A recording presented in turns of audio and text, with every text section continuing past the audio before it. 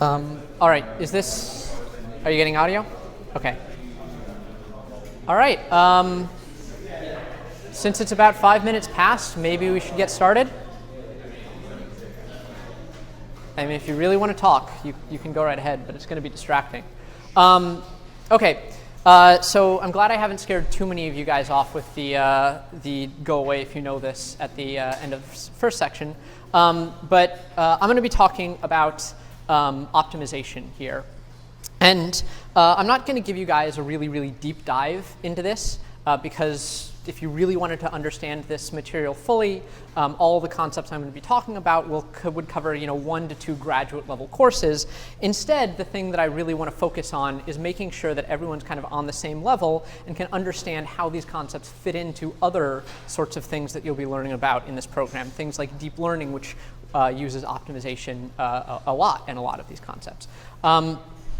So what I'm hoping you're going to take out of this tutorial is an understanding of what optimization is used for, why we're doing it, how we might go about doing it, some terminology that's going to get thrown around a lot, and I'll mark this out with a CBMM logo just to make it very, very clear these are words that will probably be used later in this course, and a little bit of a pointers of how to do this in common programming languages. And these tend to be a little bit more, this will be a little bit more in the notes.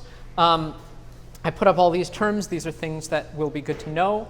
This will come by at the end, but since you've already seen it, I assume there's at least something missing or something you'd like to know more about from this. So before we start, just a couple things I want to bring up. The first one is I want to thank Candace Ross, who's sitting back there, for helping put this together. If this goes well, you can give her some of the credit. If it goes poorly, you may want to run before I'm done, and I'll take all the blame. The other thing is there are some notes on this talk that goes into a little bit more detail, has some R code that goes to actually producing the graphs and the analyses that I'm going to talk about here, because I'm just going to breeze over those for the most part. But if you want to use it, it's very easy to get to.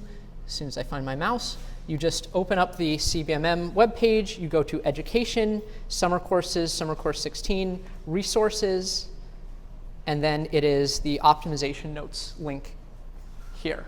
It'll take a few moments to load. It's a big file, but if you want to follow along, there are notes there. Okay.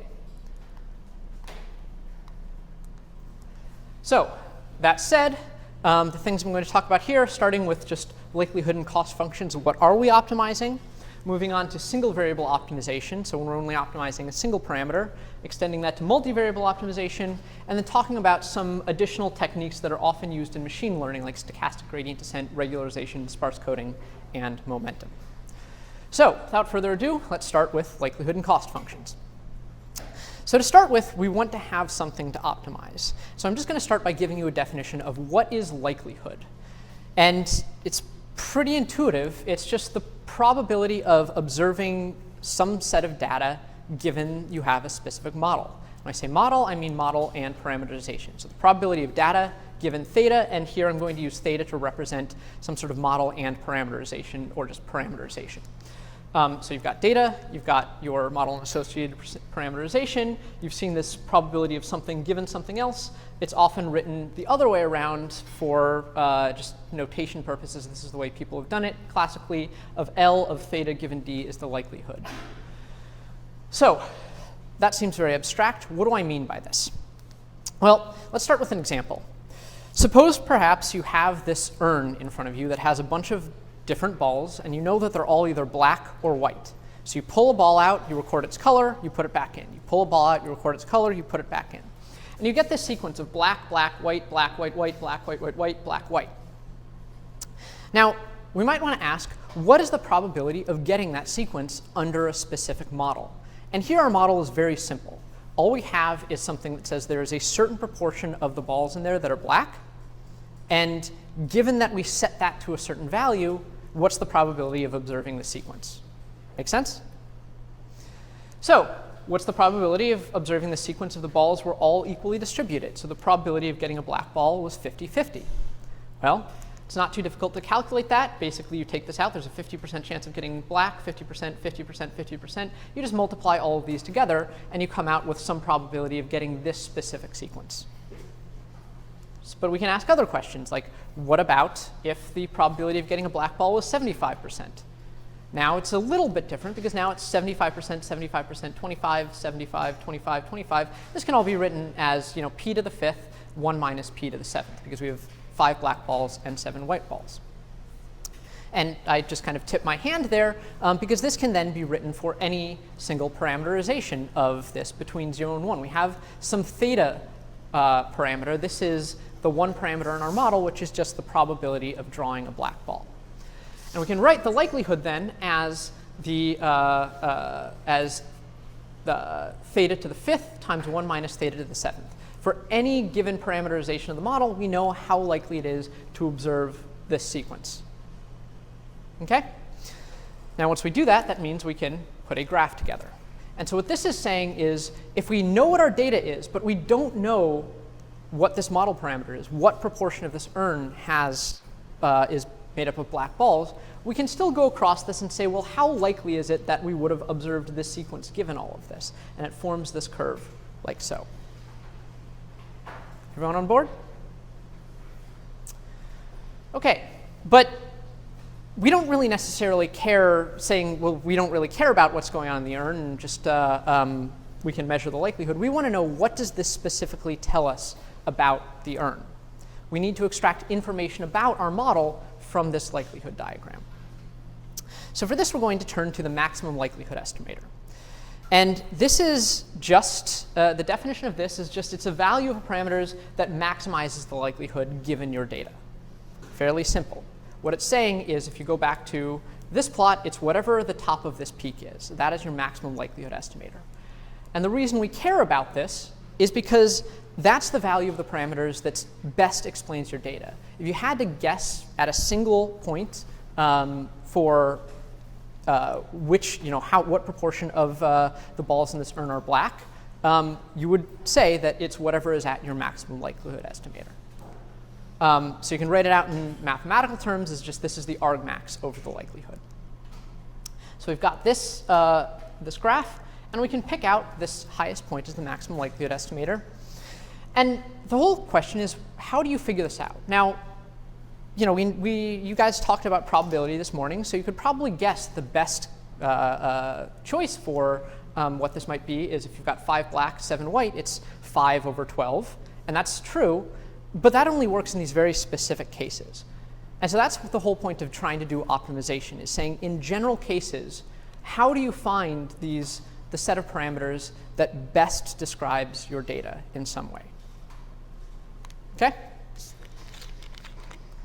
All right. So before we step into that, there's one final thing I've got to discuss, which is cost functions. And a cost function, this is the most general definition. It's just a function that maps a set of events into some number that represents the cost of that event occurring. The reason why it's very general is because we can explain a lot of other things than likelihood. And there's whole fields of optimization that get into esoteric sorts of cost functions. But there is a one-to-one mapping between the likelihood and the cost function, and that the cost function is typically defined as the negative logarithm of the likelihood. And the reason why we care about it this way is because oftentimes we do care about cost function, and I'll talk later about how having these more general forms make our lives easier. But we can think about the cost in this case as kind of the sum total of getting each of our observations wrong. So for this sequence of black and white balls, for instance, if we guessed it's going to be 50-50, then each time we draw a ball, whether it's black or white, we're about 50% wrong. So we incur some sort of cost for that. On the other hand, if we said it should be 90% black and 10% white, and we drew a black ball, then we're only about 10% wrong. We're pretty good. That's not a bad thing. But if we said 90% black and 10% white, and we drew a white ball, then we're 90% wrong, so that would incur a high cost. So this is why likelihood can be turned into these cost functions, and this is what we're going to be working with for optimization. OK, so that's just setting up the problem. Oh wait, sorry, I forgot one last slide.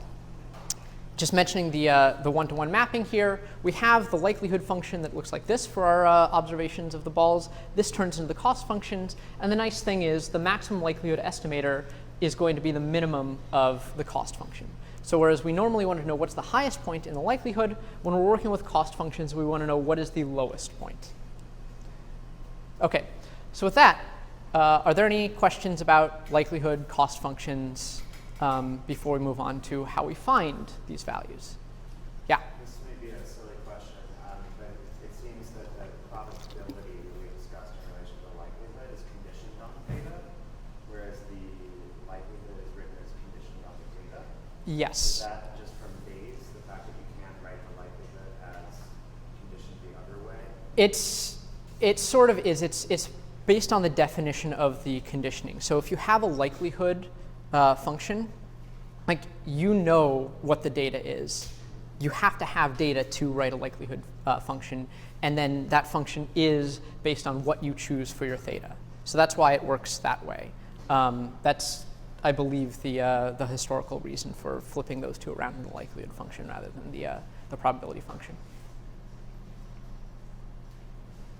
Any other questions?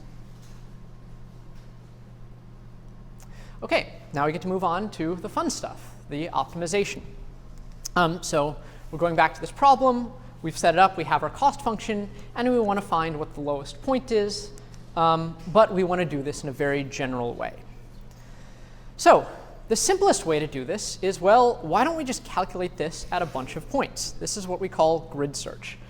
We take a minimum value, a maximum value, and a certain spacing, and just calculate what is this function everywhere along this between these two maximum and minimum parameter values.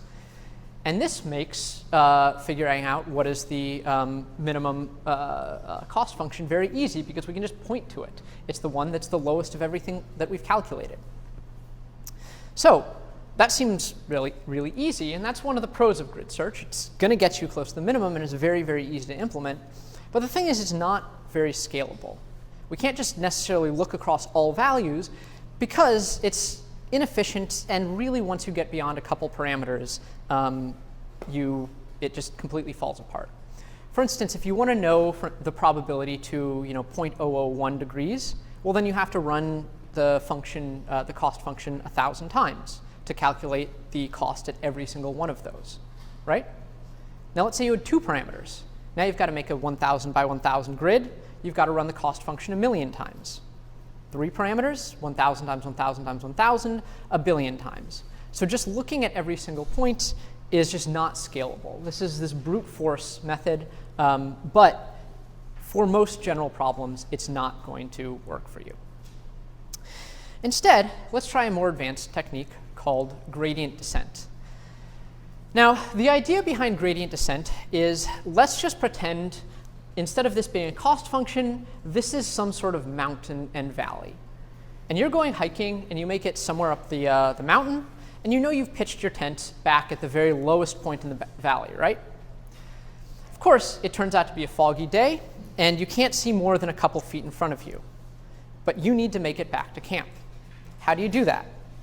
Well, if you know that camp is just downhill from you, it's at the very, very lowest point in the valley, what you're going to want to do is just look at where you are and say which way is downhill.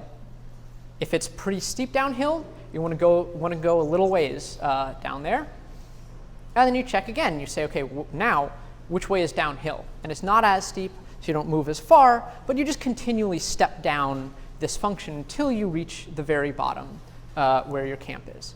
And as you get closer and closer, your step should be shorter and shorter because it's much flatter. You don't want to overshoot your camp and run into it. Now, that is exactly what gradient descent is. It's an optimization technique where you just initialize your parameter, and you say which way is downhill.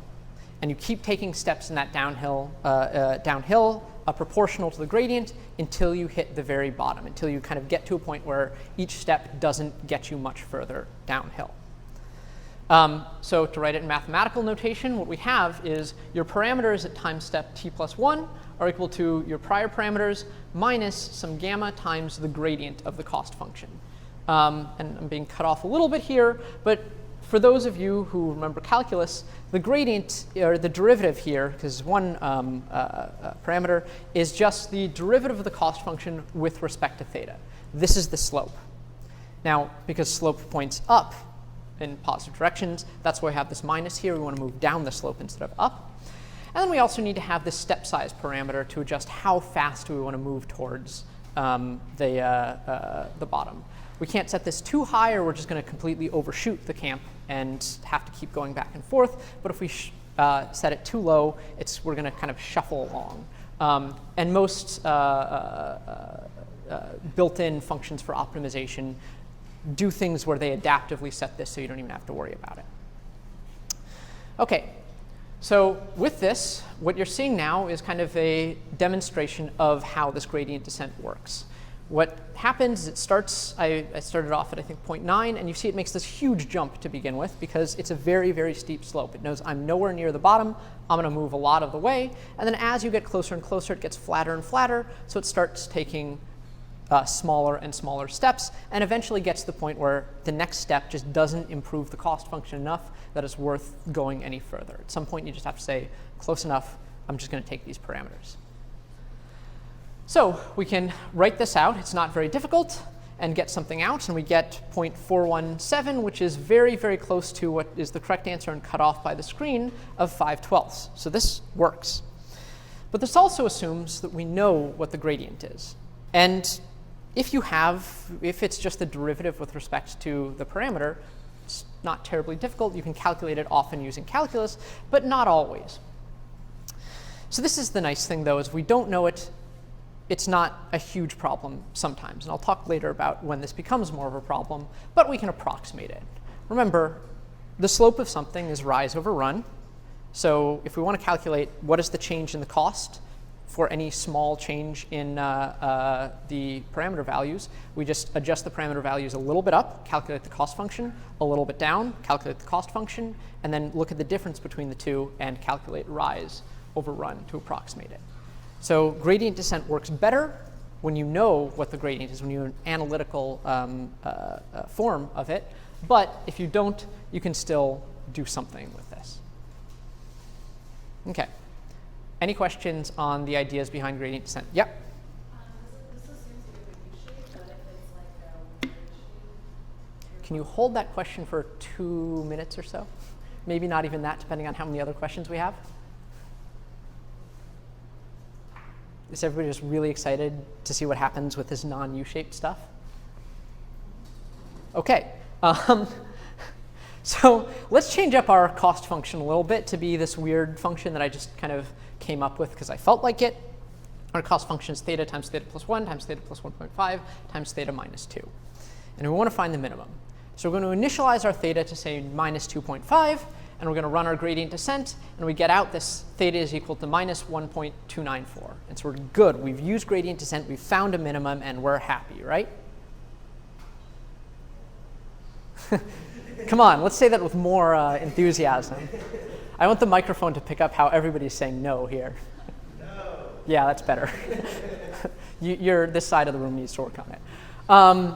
Well, the reason for this is if we plot out this function, it looks like it's not this U-shape. It has this little local saddle. And this value of our parameter, this minus 1.294, is in this upper saddle here. And that's not good, because we have to differentiate between these things. And we'll call this upper one a local minimum and the lower one a global minimum. The local minimum is basically a point where the slope of the cost function is 0. So it's going to stop any sort of gradient descent. You don't want to keep moving past it. You see a slope of 0. But it's not the lowest value of the cost function across the entire allowable range of your parameters. And that's not good, because we're trying to find what is the maximum likelihood estimator. We want to be in the global minimum here. That's a problem. So this is just the general definition of the local minimum, the global minimum. As long as you can kind of identify them from the graph of if it's a flat point and not the bottom, it's a local minimum. If it's a flat point and the bottom, it's a global. That's the big sort of concept you need here. But to figure out, is this going to be a problem for us, we're going to define something else, which is convex versus non-convex functions. So the most intuitive definition for a convex function that I can find is basically a function is convex if you can draw a line between, if any line you draw between 2 points on that cost function always goes above every other point on that cost function. And a non-convex function is a function that is not convex. So this makes that part simple. So you can see why this function is not a convex function, because we can draw a line from here to here, and it goes under this whole area of the rest of the cost function. And that's bad. But why do we care about this definition? Well, because of a very, very important property. If you find a minimum on a convex function, it's guaranteed to be a global minimum. So if things look relatively U-shaped, then anytime we use this gradient descent, which stops at either a local or a global minimum, we're going to stop at the global minimum. And this is why a large field of optimization, one of the oldest, deals with convex optimization, really only caring about finding the minimum of functions that are convex, because it's very, very easy to do so. There are other optimization functions that are going to be beyond the scope of what I'm talking about here that work with non-convex functions, but those tend to be trickier. And given that most of the optimization I work on is non-convex, I can tell you it's not fun, because all of the techniques that get you to the global minimum really are guaranteed to do so only if you run things for an infinite amount of time. And frankly, I don't want to spend that much time working on one problem. So if things are convex, that's good. That's why sometimes you will hear throughout this, this series that you have a convex function. People are happy, because that means you can run these sorts of simple gradient descent like optimizations and be guaranteed to get a good answer. If somebody says that this function is non-convex, usually that means, oh God, I really don't want to do this optimization, but I really have to. Because it makes your life a lot harder. So people try to stay in the domain of convex optimization where possible, even though some problems don't set themselves up to be. OK? Any questions on local versus global minima, convex, non-convex functions? Yeah.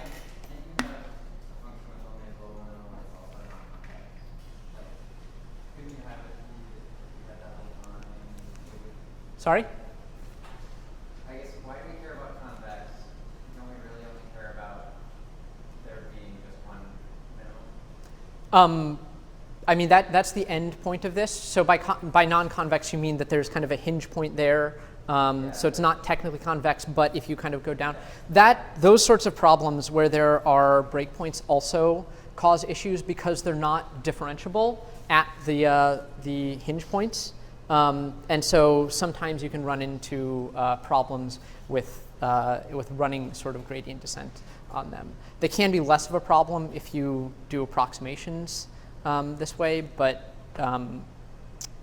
generally having kind of a non-convex function that has like one global minimum because of these hinges, those sorts of problems tend to be rare.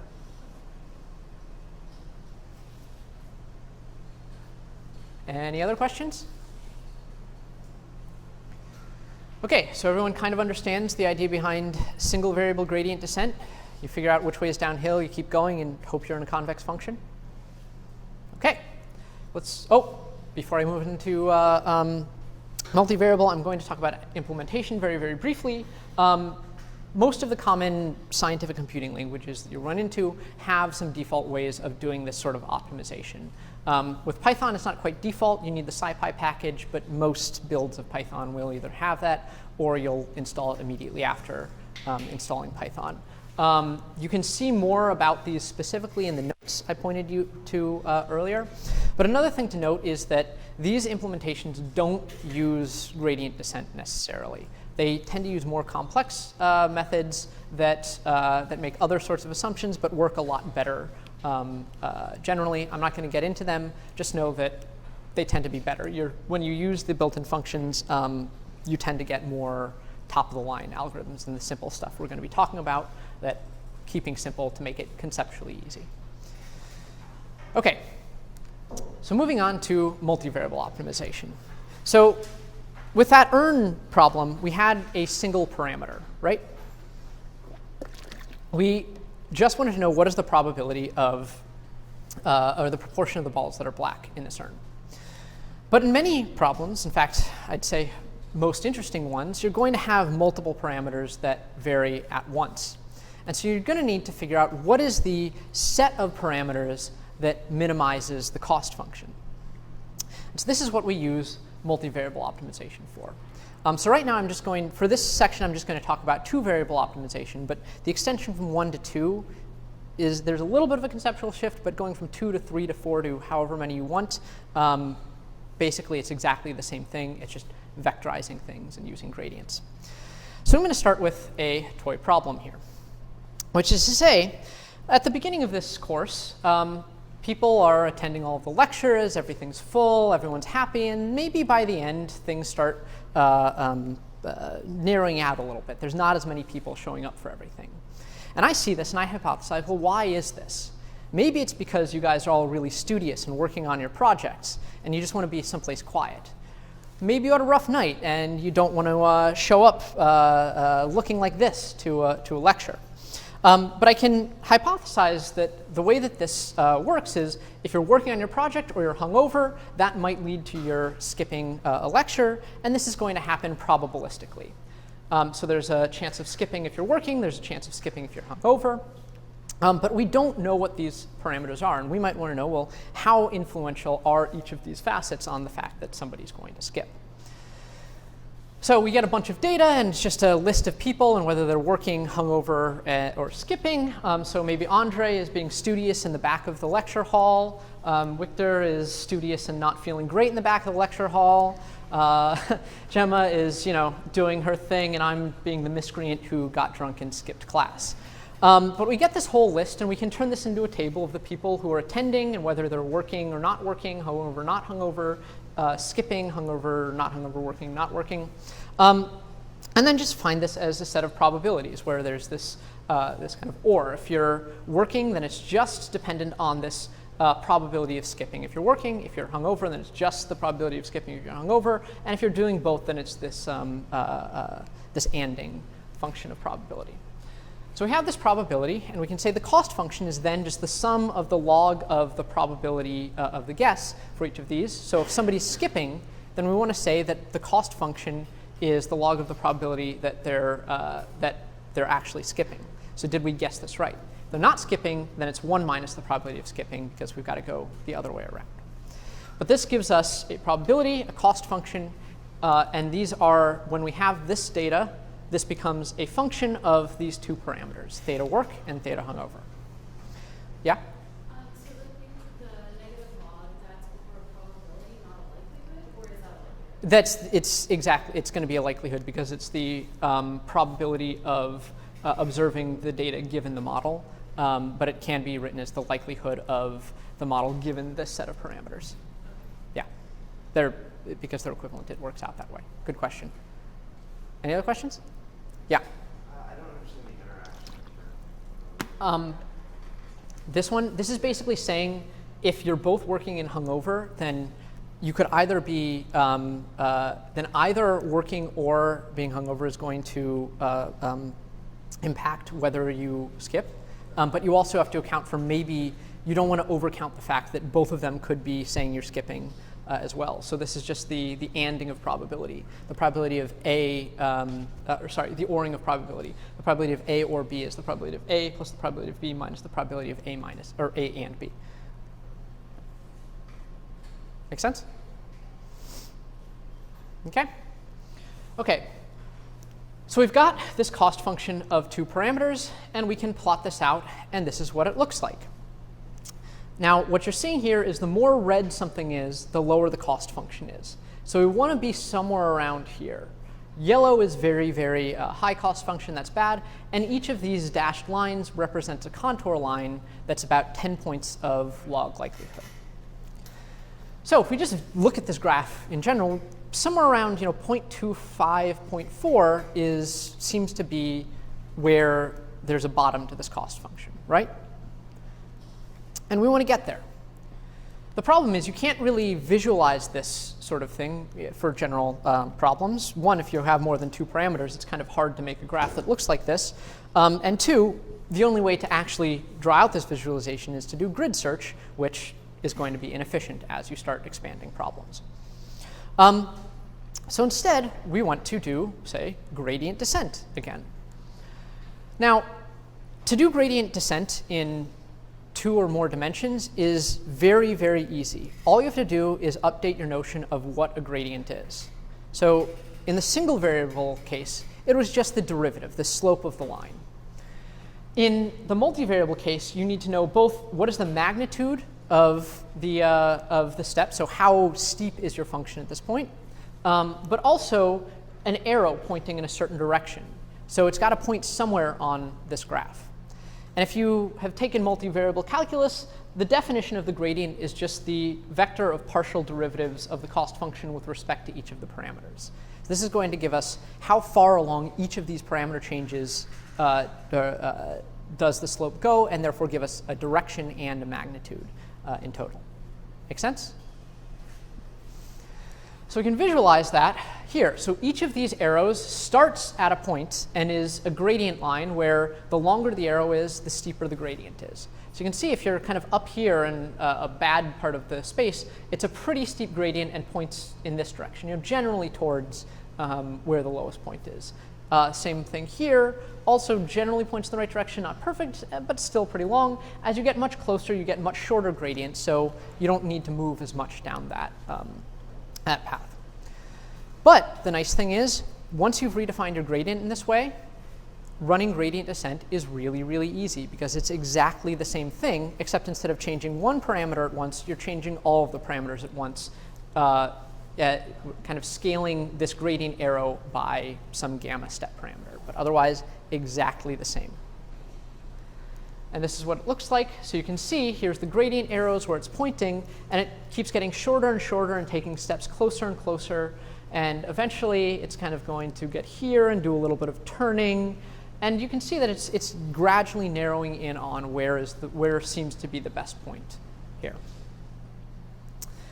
So we can run this and get some set of parameters here, say 0.24 and 0.42.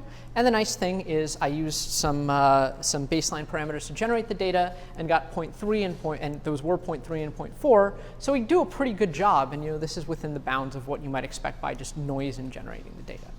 So multivariable gradient descent, exactly the same as single variable gradient descent, except we're working with arrows in multiple directions as opposed to just a single slope. Make sense? OK. Another point that I'm going to bring up is just differentiability.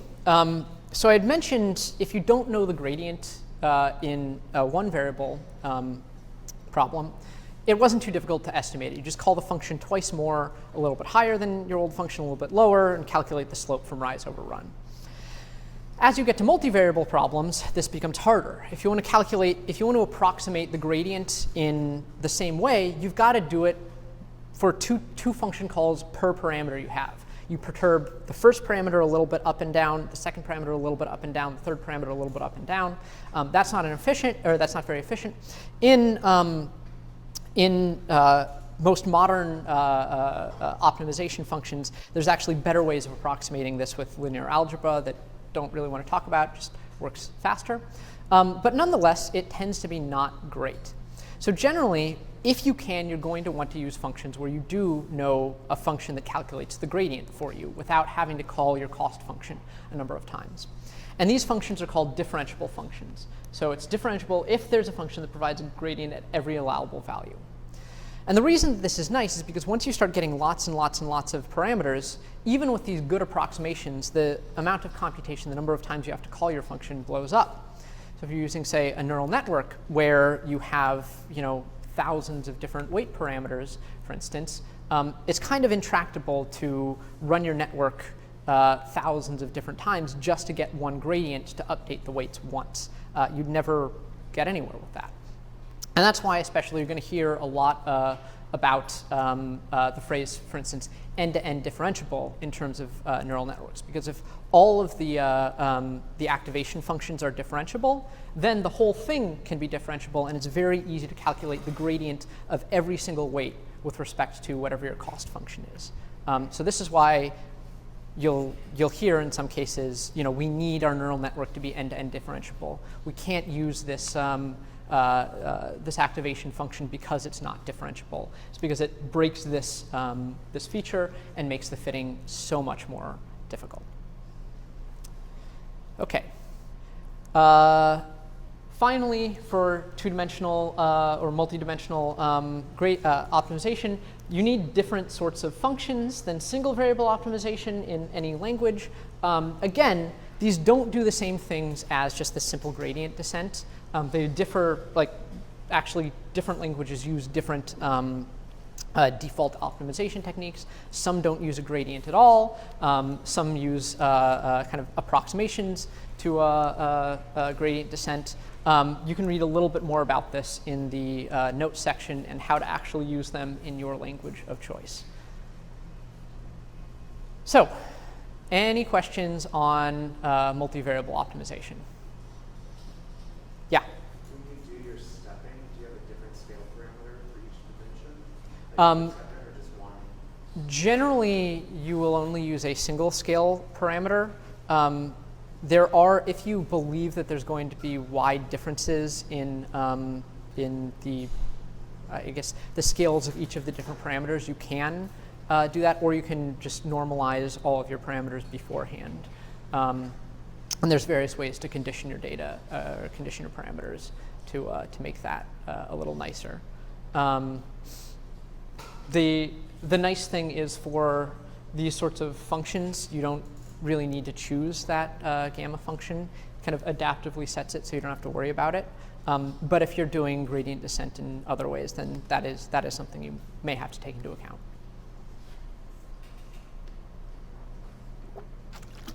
Okay. Any other questions? All right. So let's move on to the final section, which is various techniques that are used in machine learning, kind of advance gradient descent in little ways. So we're going to talk about 4 of them, in particular: stochastic gradient descent, regularization, sparse coding, and momentum. So stochastic gradient descent. The reason I'm bringing this up is because all the toy examples I've given so far, it's fairly easy to calculate your cost function over the entire set of data. I mean, we've had, I think, 12 observations in the first single variable data set. We used 200 observations in the multivariable data set. These are it's pretty trivial to figure out what the cost is over all of those. This doesn't work in some cases. So if the function's expensive, that's going to take a while. For instance, ImageNet has over 14 million images. If you want to train a neural network to classify objects in ImageNet and you want to get the full cost function, well, you'd have to run your network over 14 million images, calculate some sort of classification difference, figure out what the gradient is with respect to all of that, and feed that through to do one weight update. Since you're going to be doing thousands, tens of thousands, hundreds of thousands of these updates to get good fits on these neural networks, this becomes very, very intractable. Yet, people are still able to fit neural networks fairly efficiently. So how do they do this? Well, through stochastic gradient descent. And the reason for this is there's a very, very nice feature, which is that if you can decompose the cost function into costs from each of your individual observations, then you can approximate the gradient by just taking a single or subsets of those observations. So the way that stochastic gradient descent works is instead of calculating the cost function over your entire data set and updating your parameters that way, going down the gradient there, you take a subset of your data set and you calculate the gradient from that, and you step down in that direction. And you take another subset of your data, you take a step down from that, and you take another subset of your data, and you continue to cycle through this and making sure that you equally sample from all of your observations.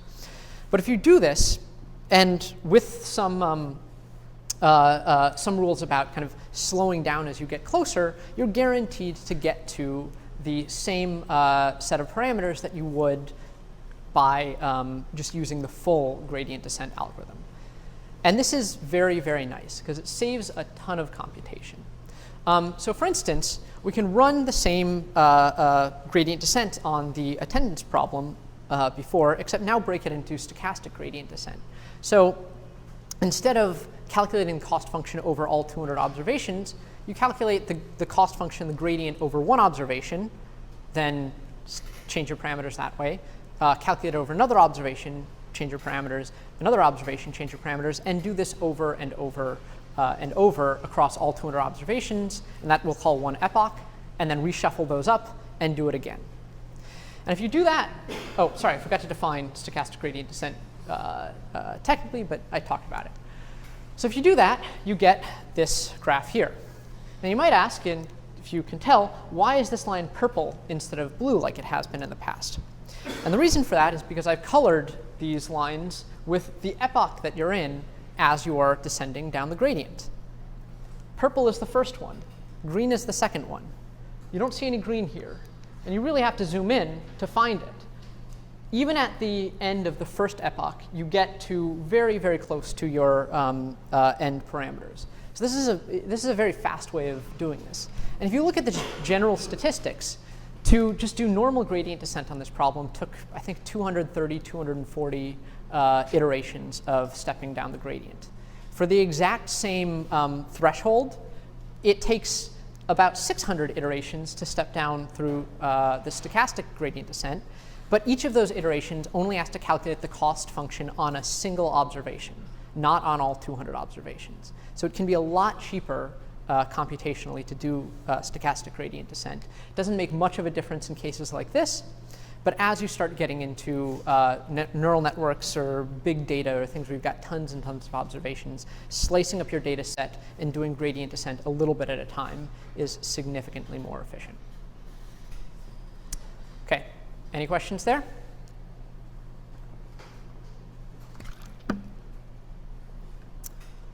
Okay, yeah. Does it also help, like stochastic gradient descent, is that also helpful for local minima issues? Kind of sampling within the area you are? It's not guaranteed to get you out of local minima. It can sometimes if it's a very shallow one, but I would not count on that. Basically, it does. It's going unless you've got a ton of data in a row that pulls you out of that local minima. You can still get stuck in there and just kind of wander around. So this has the same limitations as gradient descent, but it says that if you, in the limit, if you sample correctly, it will get you to the same place that gradient descent will, which could be a local minimum. Okay, any other questions? All right, how about regularization? So for this, I'm going to give you the problem of the polynomial machine. Now this is a machine that it takes in an x value and spits out a y value, and it does so through some sort of polynomial that's up to rank 7. Your goal is to figure out what is the polynomial that produces this data. Now I'm just going to give you these 5 data points here. And I'm going to ask, do you think that this is just kind of a constant function plus noise? Let's see a show of hands. Who thinks this is a constant function plus noise? Okay. Few people.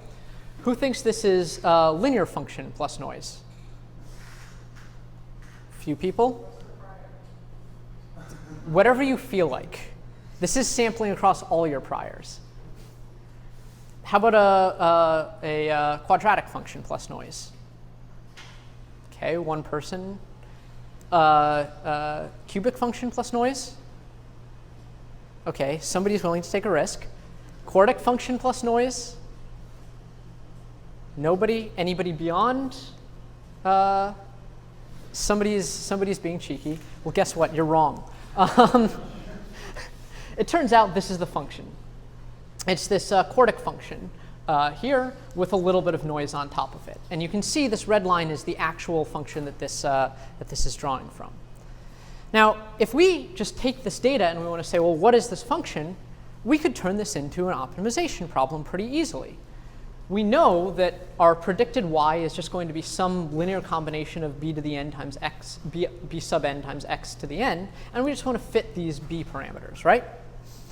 We can then define a cost function, which is just the sum of the square differences between our actual observations and our predicted observations.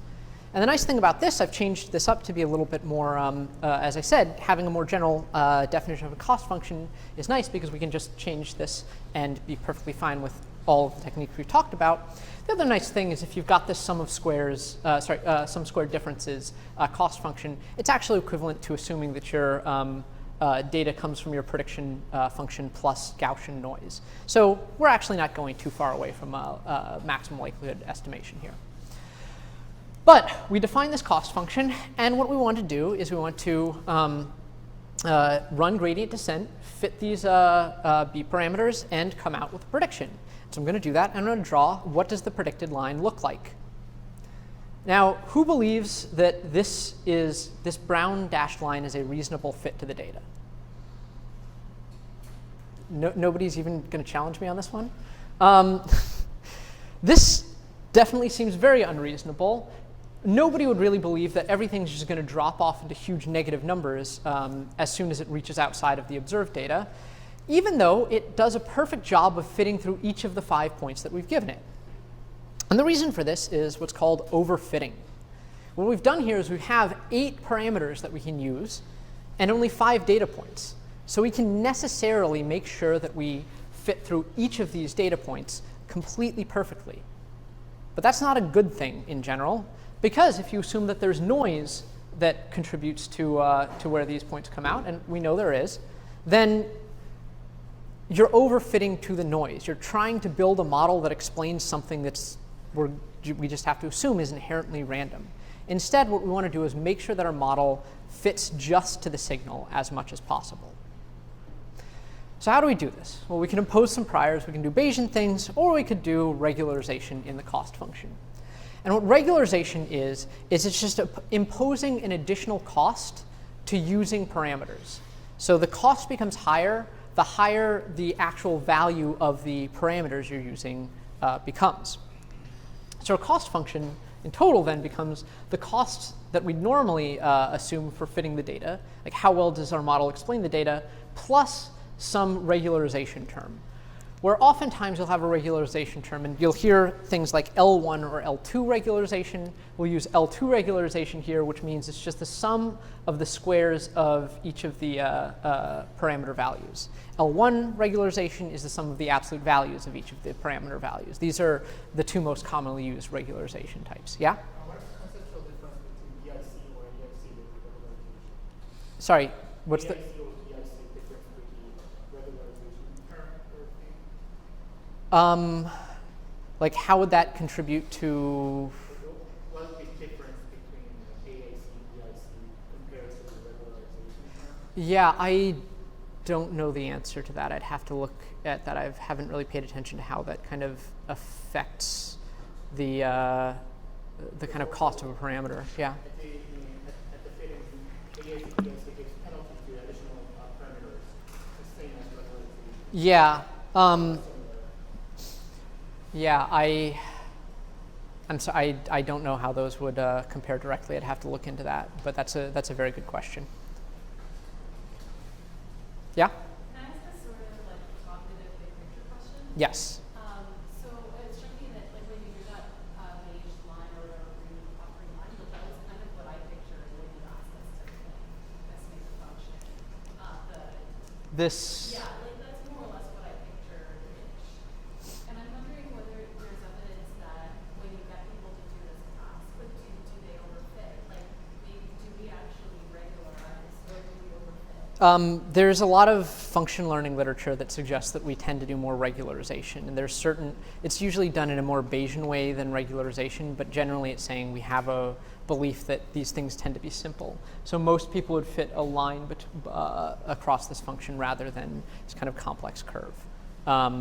So you may have different priors than everybody else. Okay, so awesome. I didn't want to say that. Okay, any other questions? Okay, So the other thing here is this gamma term, which is just the strength of regularization. There's not really good hard and fast rules for what to set that as. Basically, it depends on things like how large is your cost function per data point, how large do you expect your parameters to be, and how strong do you want to bias these parameters towards low numbers versus not. So this is something you may have to play around with for various problems. But once we do this, we set a regularization, and this regularized optimization is the dashed blue line. Now, again, this doesn't quite fit the functional form all that well. It tends to be a little bit too linear and kind of does this weird trail off here. But in the end, it seems to, at least in the range of the function, do a lot better than this overfit beige line. And that's good. It seems to suggest that things should be flatter than they actually are. And a lot of people do believe that that's the right way of doing it. I'm not saying everyone, because we don't have that much data. We don't want to read too much into the 5 data points we have. We prefer simplicity unless we have evidence otherwise. However, what happens when you have more data points? So I'm going to ratchet this up by a factor of 10. We've now got 50 data points along this curve. And we can do the 2 fits as well. And you'll see the dashed brown line does a really good job while it's within this data. It's, it's not completely unconstrained at this point, but it still is overfitting a bit, and therefore it seems to shoot off to very positive numbers after when it gets outside of this -1 to 1 range that we've sampled our data from. The regularization, on the other hand, does a much better job of generalizing outside of the range of what we've seen. And that's the benefit here, because when we don't regularize, we fit to the noise partially, and that makes it harder to generalize to new data. Whereas if we regularize, that seems to say, well, to fit to the noise means that we're kind of fitting a parameter for just a little bit of extra cost on, say, 1 data point. And that's really not worth it because we incur an extra cost for making that parameter larger. So that's the benefit of regularization. It helps you generalize beyond the data that you have by effectively imposing priors that you don't want to add too much structure to your model. Any questions? Yeah? Does that sort of set pressure to choose more small parameters over fewer larger ones? Yeah, so that very much depends. If you choose L2, then it would do that. If you choose L1, then it doesn't, then you've got a different trade-off. There's also what's called L0 regularization, where you just incur a constant cost for even using a parameter. That is very rarely used because it's not differentiable. But specifically how you set up your regularization is going to affect the trade-off between small and large parameters. Yeah? Just a quick comment. I'm pretty sure KIC and KIC are Sorry? per current parameter you use. So just answer. Okay. All right, any other questions here?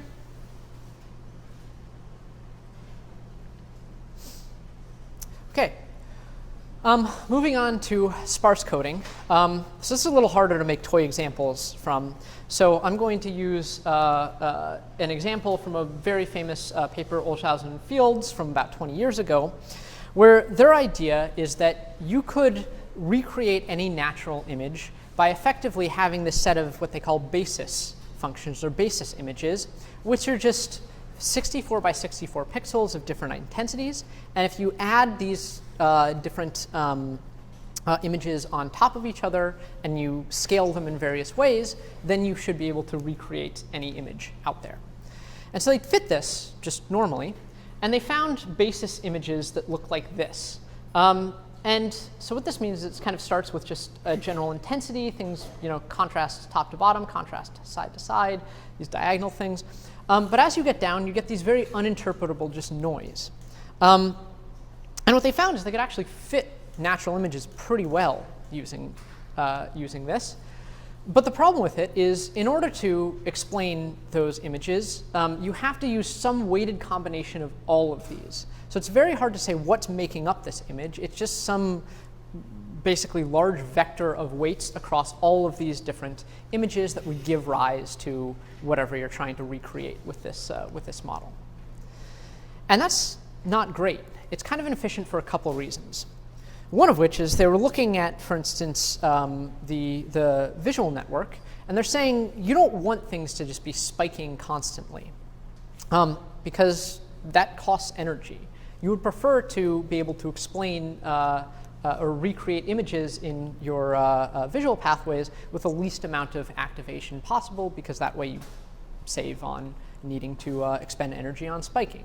The other thing is we assume that the world is made up of a composition of kind of discrete features. And these features can be added up to turn into an image, but you don't get that out of here. This isn't saying that there's kind of discrete stuff that, that happens. This is saying there's a whole smear of stuff that just comes together to create a single image. And that's not great. So what they said is, let's impose a different sort of cost to this network. And for this, they suggested sparse coding, which is to say you have an additional cost. This is very similar to regularization, but the cost isn't on the actual value of the parameters. It's on how much each of those things gets activated for any given image. So in this case, we have our sparsity parameter here. Again, you've got this, this weighting term in addition to the fitting cost. So there's kind of the cost of getting the image right when you build it back up from this. But there's also a cost if you have to build that image up out of a huge number of these basis images. You want to be able to build it up as efficiently as possible. There's a couple kinds of sparsity that you'll encounter. Generally, L1 sparsity, it's the absolute value of the activations, or log penalty sparsity, which is this function. But when they did this, they found that what came out of the network seems to be a lot more V1-like. It seems like you have these, or LGN-like, these Gabor patches, and you can still do a really, really good job of recreating natural images out of all of these things. But you do so more efficiently. When you want to recreate an image, it picks and chooses a handful of these. It doesn't have some weight on everything. For most of these patches, it will have a weight of 0.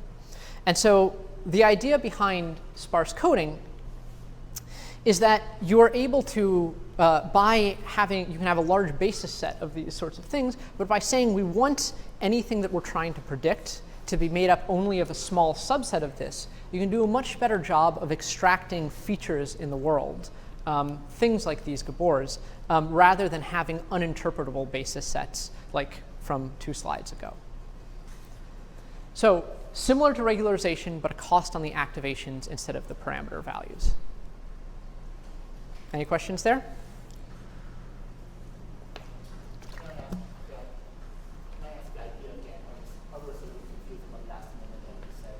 Yeah. Oh. That's sparse image versus uninterpretable image. Right. OK.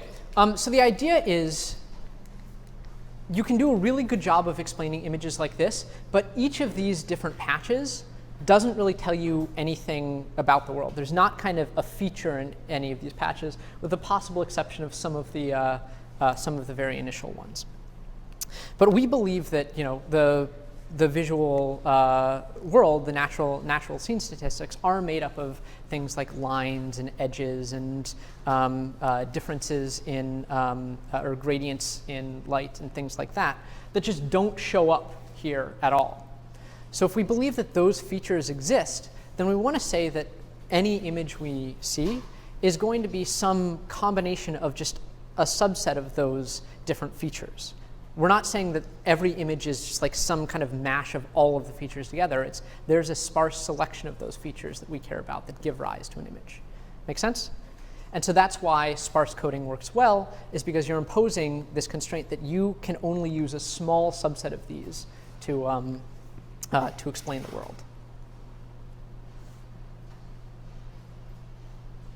Yep. The sparse coding, you require more basis images. Sorry. For sparse coding, you require a larger set of basis images. Usually, yeah, so usually you can compress things a little bit further if you just use these sorts of random images, because you'll be able to pick up like mixes of the various features in there.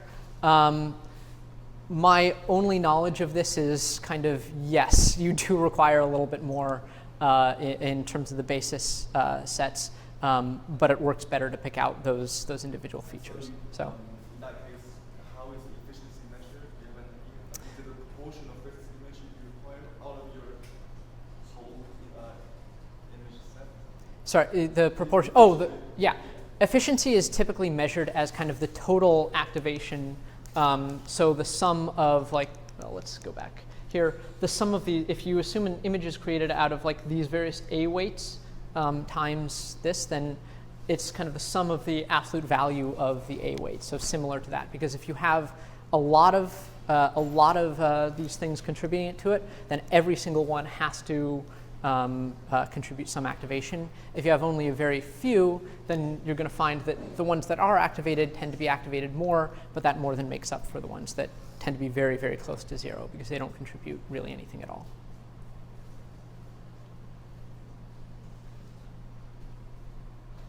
Any other questions? Okay. Moving on to the final section here, which is momentum. So we're going to go back to linear regression. And here we're going to take a public data set from Calvin College, where they have some of their students' ACT scores and their college GPAs. And you want to ask, is there a relationship between these two? And for now, let's just pretend we never took introductory statistics and know about regression, other than to know that we can model it as some sort of intercept plus slope, and we'll impose the same cost function we did for regularization, which is just the sum squares differences. Make sense? Well, we can do this when we get this, this cost graph here. And so let's run some gradient descent and see what happens. We run this, we get out, B naught is, our intercept is 0.8, our slope is about 0.1. And then suddenly it hits us. We actually did take introductory statistics. We know how to run linear regressions. And so let's do that instead. And we come up with a different answer. And there's even a bigger problem here, which is that to get to this, it takes a lot of gradient descent, even to get like not a great answer. For me, I think this took about 2 or 3 minutes on my computer to run. I actually left and got a drink of water because I got bored of waiting. So this isn't great. We're getting the wrong answer here, and it's taking a lot of computation. Why? Well, if we plot out the trajectory that our gradient descent takes in, on the cost graph, it kind of looks like this. And that's a little bit weird. So to see what exactly is going on, we'll again zoom in and look only at the first 10 iterations of gradient descent. And you'll note it goes 1, 2, 3, 4, 5, 6, 7, 8, 9, 10. It's more moving up and down here. And the reason that this happens is because the gradient is so steep in the vertical direction that there's almost no motion in the horizontal direction. So for a while, you've just got to go back and forth, back and forth, back and forth. And eventually, after a lot of time, you'll kind of settle in at the middle here. But even then, you're kind of at the bottom of a valley, and there's really not much of a difference of changing the slope and intercept together. So you kind of trudge along here very slowly until eventually you kind of hit a point where you say good enough and you stop. And this isn't great. Now this is kind of not a fairly trivial problem in this case, but these sorts of correlations happen a lot in many networks. In neural networks, for instance, you might find these sorts of values in the cost function, and we'd like to be able to do something about that. So to help ourselves out, we're not going to be able to get a perfect answer for this, but we can impose some momentum here. And the idea behind momentum is where, as gradient descent says, you just, at every step, you look at where is the gradient, and you go downhill from there. With momentum, you say, at every step, I look at the gradient, I go down, kind of somewhat keep going in the direction I was going, but also adjust it for this gradient as well. So we'll take our change in the parameters each step is equal to the normal gradient descent step, plus some sort of momentum, some alpha term that goes between 0 and 1 exclusive, and the change in parameters from the last time. So we're going downhill and we're building up steam. And the nice thing about this is it's not going to really stop you necessarily from going back up and down too much. It'll put some brakes on it, so you don't. So if you kind of you won't keep going up. But the way it really helps is every single time you go back and forth, you're also going a tiny bit side to side, and that momentum starts to build because you start getting better and better and better and chugging along. So this way, these small changes in gradient in one direction kind of build over time, whereas these violent back and forth changes in the other direction cancel each other out, and so you don't see as much of that. OK, so what happens with this? So yeah, there's the gradient contribution, the momentum contribution. So we've run this before. We had to take 18,000 steps. We can run gradient descent with momentum. And we don't quite get to this the point in linear regression. We still kind of have a stopping value that's a little bit too high to get there. But we do this about 10 times more efficiently. So if we wanted to set a lower stopping value and need to take more steps, it'd be pretty hard here. We'd have to run it for 10 times as long. That gets to half an hour. Whereas running it for 10 times as long, getting it to 3 minutes, that's more bearable. I mean, if you get a drink of water. And so this becomes especially important if you find these values in, for instance, neural networks, where oftentimes in neural networks, you're not just optimizing until you kind of reach a point where the next step decreases the cost by a certain amount. You just want to run it for 10,000, 100,000 times until you kind of start to see it level off. Well, you want that to happen a lot faster. And if you've got this momentum, you move there a lot faster if you have these values in the cost function. And so you don't waste a lot of computation and a lot of your time and your computer's time going back and forth up and down the gradient. Any questions on momentum? Yeah?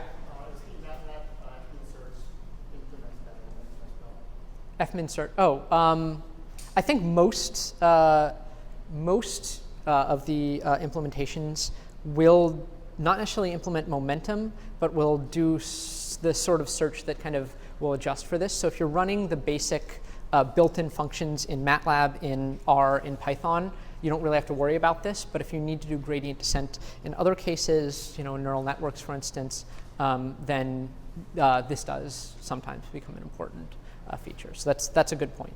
Many of these sorts of things, the more advanced tools that are built into these programming languages make life a lot easier and make it so it's not stuff you have to worry about. The big things you have to worry about are things like local minima and when you start implementing this yourself, these sorts of potential values in the cost function. Any other questions? OK, so in summary, I've gone through this list of the important terms that you're likely to hear at some point throughout the rest of the course. Does anybody have any questions on these? If I were to talk about why I was worried about making an end-to-end differentiable neural network, would you all kind of just slowly shrink down, or would you be like, yeah, I know what that guy's talking about? I'm seeing. Thank you. I like that attitude. How about L1, L2 regularization? Would you know why I would suggest that? Man, I really should not have gotten the after lunch hour. OK, are there any questions on any of these topics or anything so far? Yeah. Just about regularization. It seems like it's sort of a weird workaround for the fact that there's noise in our data, right? So it seems like I guess my question is really, is there a way of doing this that just sort of tells your machine learning algorithm that you're grading that you're not actually really expecting to get perfect data or a perfect model that's going to fit everything? It seems like there's something weird. Well, regularization is one way. The problem is otherwise, another way is to reduce the number of parameters if you can do that. Don't necessarily have that choice. So for instance, in the polynomial machine example I had, what you could do is kind of fit it to all of the parameters, then chop off the x to the 7th one and fit it to that, and then chop off x to the 6th, and kind of keep reducing it until it seems like reducing it anymore does a bad job. So that would be one way of going about this, is to kind of limit the number of parameters. But if conditioned on the fact that you have a lot of parameters and a limited set of data that's noisy, you either have to impose priors or use regularization in some way to make sure that those parameters aren't kind of overfitting to the noise. You can make some, so, I mean, this is just intuitive, but it seems like if you have independent and identical noise added to whatever, you're going to get some high frequency content, and that there's no relationship between one sample to the next sample.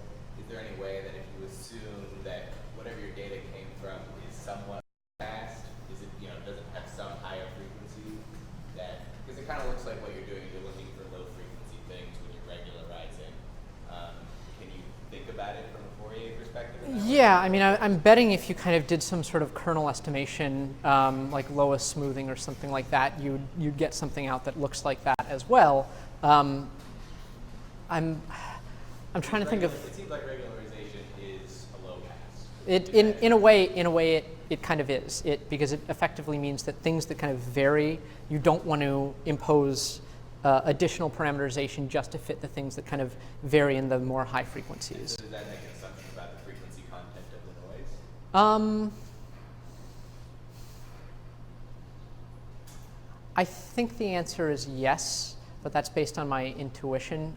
Because if it's kind of low frequency, if you assume that the noise is correlated in kind of low frequency across the x, then you're going to fit that.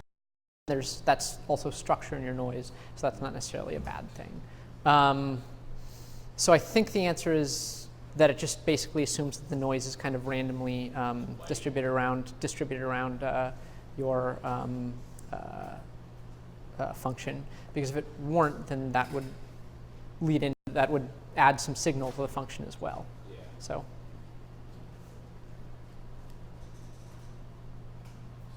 Okay. Any other questions?